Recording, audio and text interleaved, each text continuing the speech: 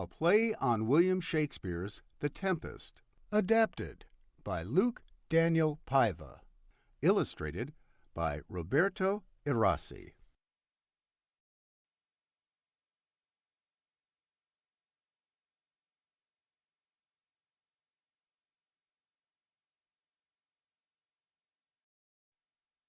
Spoiler alert!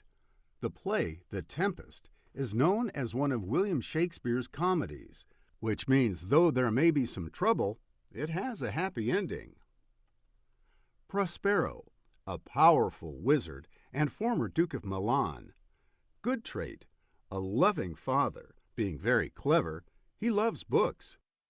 Not so good trait, quite stubborn, neglectful of his duties.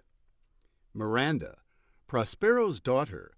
Good trait, strong, kind, compassionate. Not so good trait. Being the heroine of the story, she has none. Setting, a deserted island with hints of magic in the Mediterranean Sea, near Italy. Ariel, a powerful spirit and Prospero's servant. How he became a servant, we will soon find out. Good trait, powerful, helpful. Not so good trait. He doesn't really have any bad traits. He just wants to be released to go home. Alonso, the King of Naples. Good trait.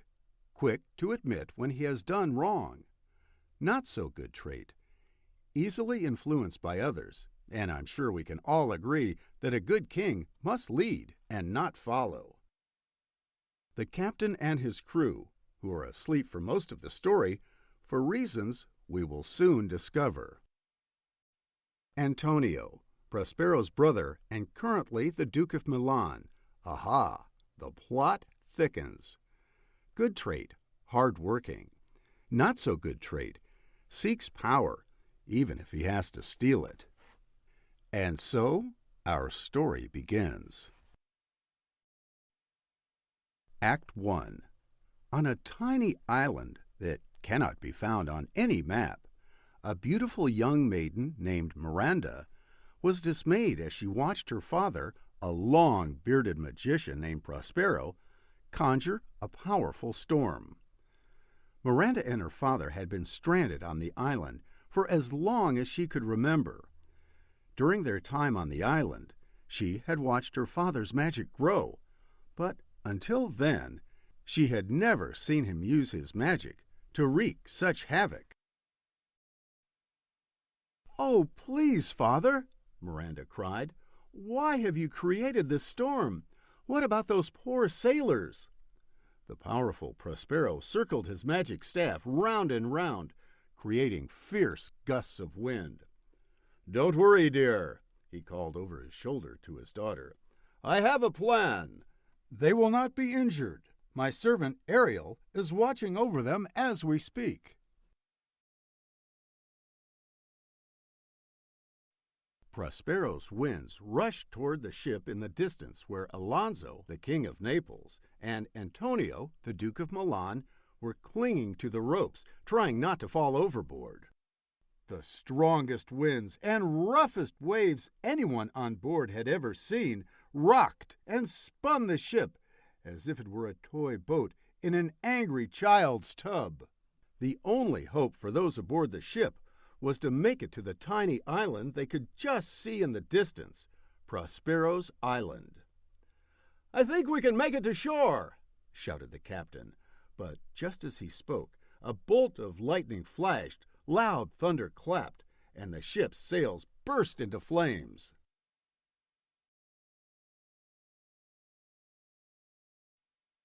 "Abandon ship!" called the captain. Antonio and the king leapt from the ship and paddled with all of their might through the waves toward the island. Now, had Antonio or the king looked back, they might have noticed after they jumped, the flames began to die down, the seas began to calm, and a glimmer was in the air above the ship where the now fast asleep captain and his crew lay. You see, Ariel had cast a spell of deep sleep and protection over them. But the two nobles never looked back. They just kept swimming. As the king and Antonio made it to shore, exhausted and as wet as puddles, they collapsed on the beach and promptly fell into a magical sleep. Prospero was pleased as he watched them through his spyglass. For 12 years he had been stranded on this island, waiting for this day, practicing his magic all the while. It was on the very beach where the king and the duke now slept that Prospero had found the spirit Ariel, who had been trapped by unknown magic long ago in an old, gnarled tree. Prospero had freed Ariel from the tree, only to make him a servant in anticipation of this very day.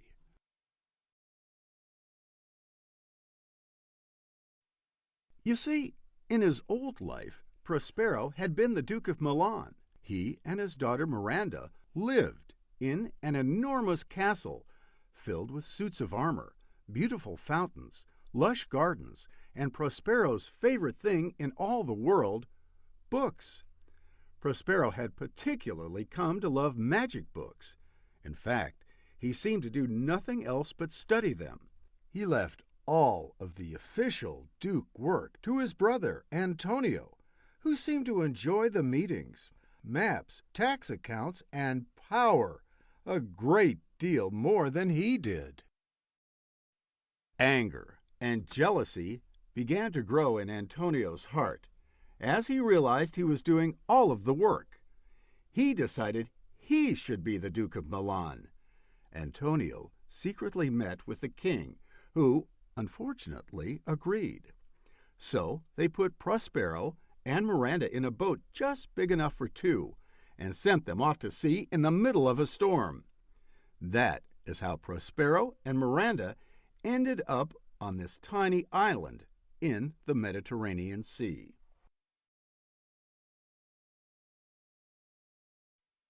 Act 2.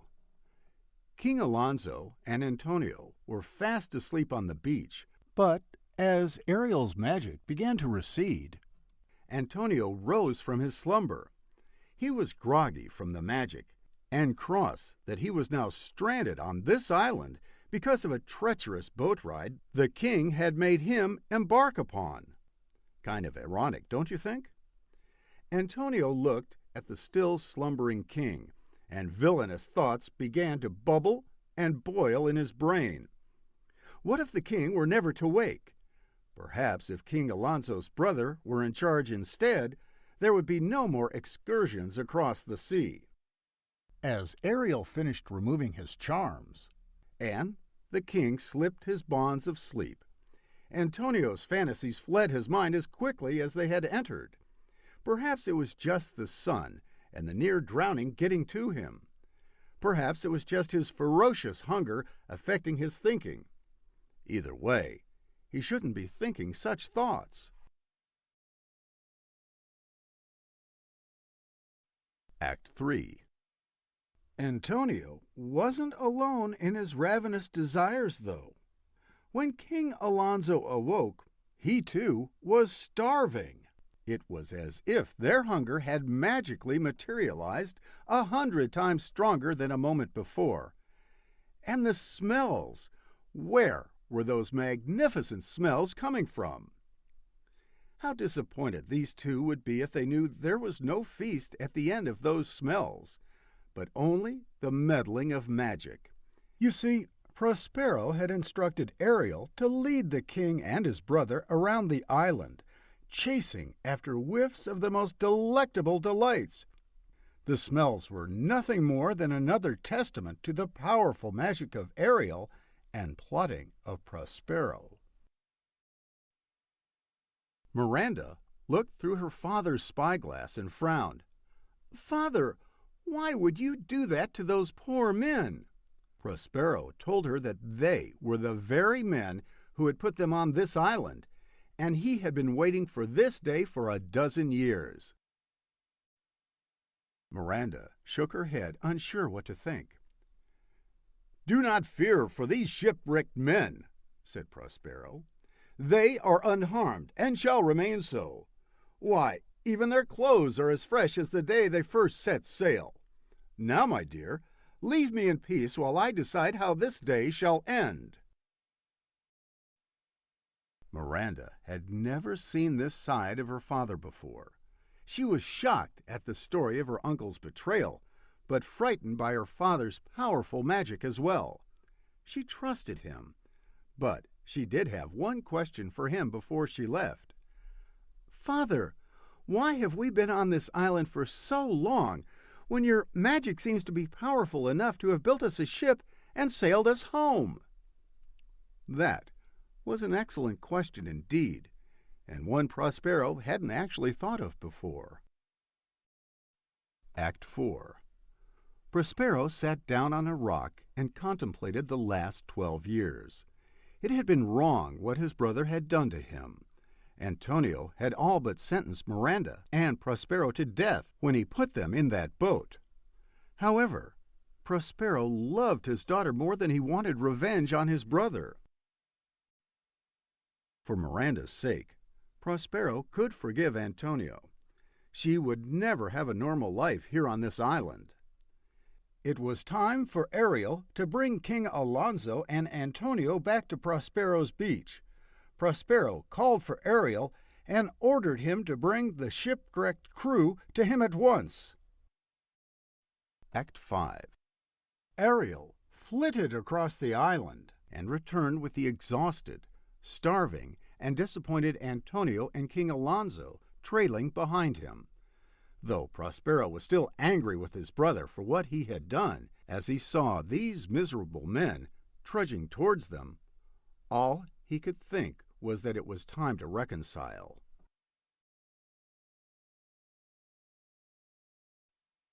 As Ariel presented the shipwrecked men before his master, Prospero's heart began to change. He was ready to put an end to this day and the past 12 years. He was ready to give Miranda a new future. It was time to return to Milan. First, it was time to reveal the truth to the stranded nobles. "Gentlemen," announced Prospero, "I am the magician who has brought you to this island." The two men crouched in fear as Prospero stood and raised his magic staff over his head. "I have made magic too important for too long, and I am sorry," declared Prospero as he shattered the staff over his knee. With the source of Prospero's magic gone, the skies cleared, and the two men immediately recognized Prospero.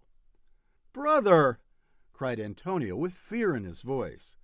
Prospero approached Antonio and embraced him. "What you did to me was wrong, brother, but I want to forgive you." Antonio wasn't sure exactly what was happening, but he was happy his brother hadn't used his staff on him. Next, Prospero happily approached King Alonso. "Have no fear," he told the king. "Your ship and all the people aboard are well." Prospero called for Ariel and asked him for one last service, to wake the crew and bring the mended ship to shore so everyone could sail home. Prospero set Ariel free from his servitude and apologized for saving him from a tree only to make him work for all these years. Ariel forgave Prospero and promptly disappeared with a pop.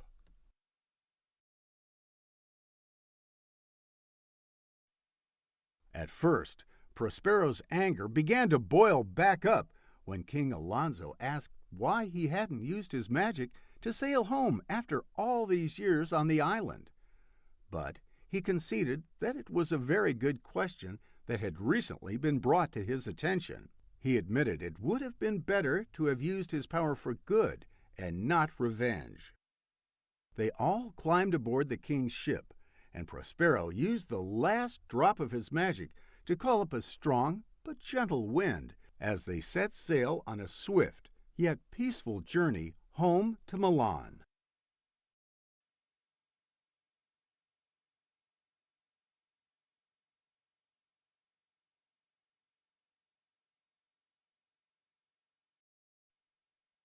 William Shakespeare.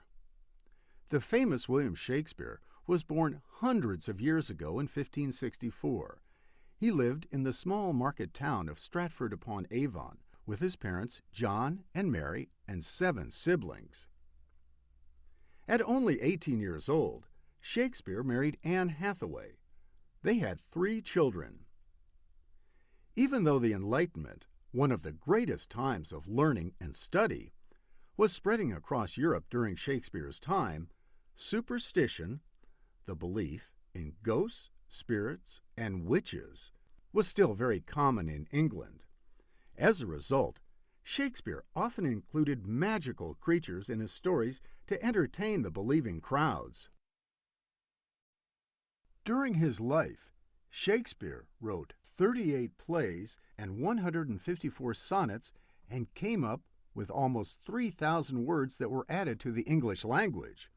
He even invented some of the words we use today, like bubble and silliness. Legend has it that Shakespeare's The Tempest was inspired by a real-life shipwreck. In 1609, just a year before Shakespeare was believed to have written the play, a ship was en route to Jamestown from England when it wrecked in the Bermudas.